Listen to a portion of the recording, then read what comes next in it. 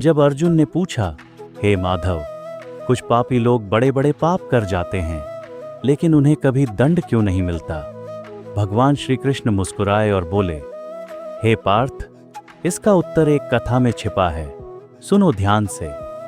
एक बार की बात है, एक धर्मात्मा राजा ने ब्राह्मणों के लिए एक विशाल भंडारे का आयोजन किया।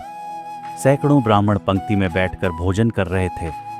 स्वयं राजा सेवा करते हुए पंक्ति के अंत में बैठे एक वृद्ध ब्राह्मण को भोजन परोसने पहुंचे।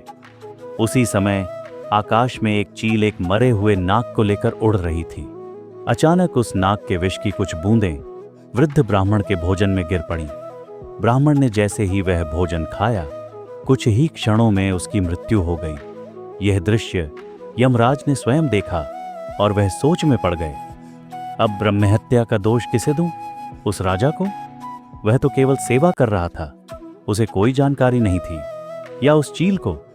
वह तो अपने बच्चों के लिए भोजन ले जा रही थी। या उस नाग को, जो पहले से ही मृत था? उत्तर किसी के पास नहीं था। महीनों बीत गए। फिर कुछ ब्राह्मण उसी राजा के राजमहल की ओर जा रहे थे। रास्ते में एक महिला से उन्होंने मार्ग पूछा।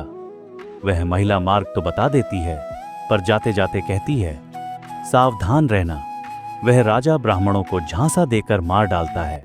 बस इतना सुनते ही यमराज ने उसी क्षण उस स्त्री को ब्रह्महत्या का दोष दे दिया। यमदूत चौंक गए। उन्होंने पूछा, प्रभु, इसने तो किसी की हत्या नहीं की, केवल कुछ कहा ही तो है।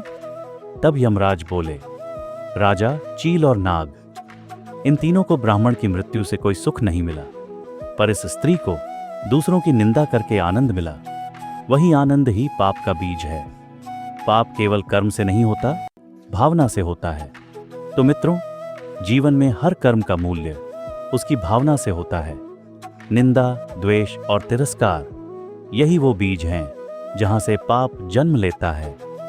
जय श्री कृष्ण।